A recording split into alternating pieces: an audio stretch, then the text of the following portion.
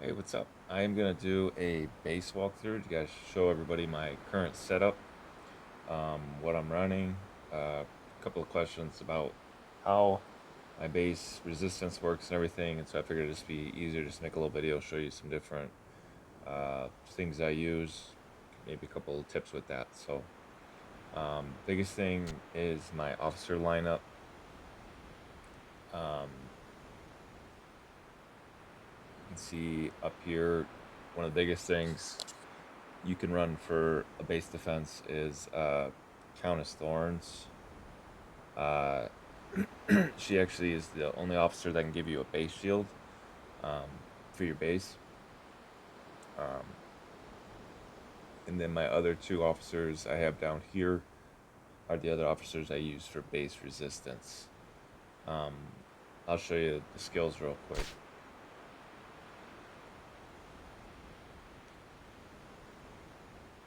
Come on, open up. So Countess Thorns is the big I one. know what you're thinking. The answer is no. So just go to the awakening skill and just read all this. The other thing is it gives you a base shield, but it also increases any officer's base shield for that troop by 15%. And it also does reduce normal attack resistance by 10%, so you do get both of those. And that's for your base. Let's see what's harder, your head I'm also or my using fist. Steel Fighter. Again, just look at the awakened skill. Her shield is 2,000. That goes up when you awaken her, and it gives you 30% officer skill resilience for your base. So between the two of those, you get the base shield pop, but you also get a lot of base resistance, 30% with her. Um, if you don't have any officers awakened of these, uh, you might want to just Not go a penny less for my cut. with Got Uncle. it. So you could actually run a Thorns We and will Uncle. come. Where there's risk, there's profit. If you look, let's see. So Not a penny less for my cut. his shield is Got it. 1,800, so it's a little less, not too bad. But he does offer a 40% officer skill resistance, and he gives you your base HP recovery rate. So if you're just starting out and you don't have any of these officers, I would probably recommend I a know Countess what you're Thorns thinking. Where and there's Uncle risk, there's to give profit. you the base shield from both of these, and I'll give you a 40% officer skill resistance. The other thing, Before we set out, the take other one I'm some time using to is appreciate Vox. the beauty around us. Vox, the cool thing with Vox is her first skill. You don't have to. The cool thing with Vox, you don't actually have to awaken Vox to get this damage resist. I think I ran almost 2 years with just her first skill at level 5 and nothing else on her. And that's going to give you, for 180 officer statues, a lot of statues, but you get a 30% base damage resist after the 8 seconds it takes to pop the skill.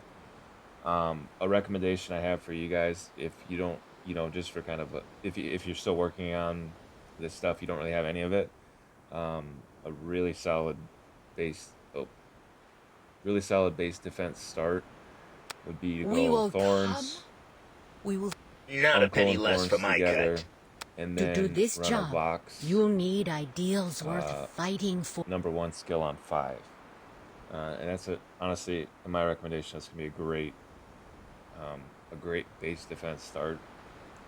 Um, I just awakened her last conquest because I just feel like her other 3 skills are just kind of lackluster. Her awakening skill is good, but it's really just that 0.5 seconds a prep time reduction. So I didn't really think it was worth it for a long time. So that's my recommendation right off the bat. If you guys are looking for base I damage know what you're resistance, thinking. let's go for The answer Thorns. I is would say go for Where Uncle. there's Put those risk, 2 together, there's profit. and then you can just run Before we Vox set out, take some time to and another appreciate the troop. But I would beauty around put us. her as the first officer because this skill pops after 8 seconds, and then So when people are attacking your base and stuff, that's gonna give you that 30% base damage resist right away. If you have her on your second, let's say if you have her on this placing, it takes another, I think, second and a half for that to pop, and so you get that base damage resist after. I would put her first. So then the other thing, obviously, you can see is I have, you know, all four of these officers. That's a little bit. If you don't have any of them, you know, that's a big investment. But that's just what I run, and that's where I get a ton of my base damage resist, a ton of my resilience when it comes to fighting, or you know, people attacking me. For research, I really don't. I mean, you gotta get you gotta get your basic done. I think a lot of people do. A lot of you guys, a lot of people in my alliance do. Um, if if you guys have time, the big thing you can look at is in the advanced city defense. I actually kind of push. This is the biggest pain in the butt. Uh, this research tree, but right here, if you look right here, if you can get to this, it takes a while, but if you can get to this, it gives you it just gives you 40% base HP. Um, so any HP your base has, it gets added 40% to that. So it's huge, but it takes a lot of time to get to. But if you can do it, you know, if you have time to do it at some point, I would do it. But other than that, my walls aren't extremely fancy. 35, and I think the rest are at 30. Nothing super fancy. That's kind of where I get a lot of my my base defense. That's really most of it. The other thing is the officer combos. You know, Stinger Fist is going to give you AoE damage. I think he hits up to 3 other targets. Flame, anybody up front by that close tank attacking, he's going to start doing AoE damage. And then after that tank's dead, he's going to do damage to other troops surrounding whoever he attacks. And then these, you know, that's where I do my base damage. The reason why I have it set up like this is because I wanted to separate my base damage from my base defense. You know, this is really a lot of my base defense here. And so I wanted to be able to attack a base with this troop. That's why I stacked all my damage on that. Then if that troop gets burned and I get retaliated, you know, they attack me, I can leave these 2 troops in the base and they're gonna basically protect my base. So that's why I have it set up like this and all my damage on one troop. If they start coming out with more base damage officers, I will probably have to switch that up a little bit, maybe throw some on the rocket. But that's just how I have my base set up. The big problem that I run into right now is, in my opinion, a good base. These 2 officers are not going to be able to tank. So what I'm having to do is when I attack a base, when I'm in base defense, I leave them in, and then I try to switch to these 2 officers, and then I attack with these 2, and I have to try to hurry up and switch back to the other 2 for a counter attack. So it's brutal, but that's just kind of where I'm at, and these 2 just tank so much better than any of the other officers that I've seen. But honestly, if you have either one of these 2 officers, they do a really good job. You know, if you don't have either of them, I'm just saying if you have one, it's super solid for tanking. So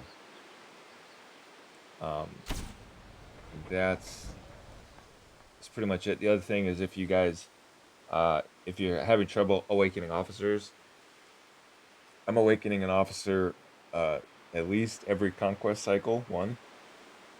If not, just a little bit shorter than that. Make sure that when we're doing battle honors. Where's the rewards for that? Make sure you guys are maxing this out every time. I was a giant whale told me, saw him saying that even so the week without officer statues, um, sometimes it just ignore that week. Don't even do anything as long as, and that way you can save up to make sure you get all of these, uh, all of the statues on this week, and then if you have extra, you can do some on the other week too. Make sure you get um, all of these statues every week. The other thing is, uh, if you guys can make the investment, do the lucky wheel. I just max it to 100 every time, and that's the biggest reason why I'm able to awaken one officer every conquest cycle. If you're having trouble with gold, you know, make sure that when you're upgrading things, make sure you're finishing your jurisdictions. I say, let's say Arms Day, right? Everyone opens coupons, they open the max right away. Wait for those 4-hour interviews. Open 80, collect your gold. This is, I think it's 2,700 gold every time. So make sure you're using your gold.